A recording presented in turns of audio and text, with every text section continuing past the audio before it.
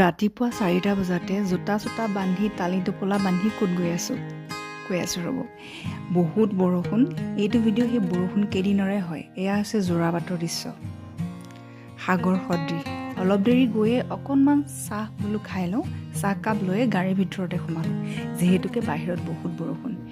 এয়া হৈছে অৰুণাচল। আমি অৰুণাচললৈ গৈ আছোঁ। অৰুণাচল পামগৈ আৰু ইমান ধুনীয়া ঠাই। তাতে এটা ৰিলচ নবনোৱাকৈ নাথাকিমনে? ৰিলচ এটা বনাই আমি ইয়াৰ অৰুণাচলত সোমাইছোঁ। আমি গৈ আছোঁ ইটানগৰ। জীৱনত প্ৰথমবাৰ ইটানগৰ দেখিম। আজিলৈকে ইটানগৰ দেখিয়ে পোৱা নাই। আৰু বেলেগ মানুহ গৈছিলে লগত, তেওঁলোকে কাম কৰাত ব্যস্ত, আৰু আমি দুটা মাক পুতেক এনেই টাইম পাছ কৰি আছোঁ। আৰু দেখিলোঁ পেণ্টালুঞ্চখন ফ্ৰণ্টতে আছে। ভাবিলোঁ কিবা এটা খাই লৈ পেলাই পেণ্টালুঞ্চলৈকে যাওঁ, তাতে কিবা কিবি কৰি পেলাই টাইমটো পাছ কৰিম। চাওমিন আৰু চুপ অৰ্ডাৰ কৰিলোঁ। এইখিনি খাই পেলাই পেণ্টালুঞ্চ আহি গ'লোঁ। আৰু আজি বহুত গৰম আছিলে। আমাৰ অসমৰ ফালে বহুত বৰষুণ, কিন্তু ইয়াতে গৰম দিছে।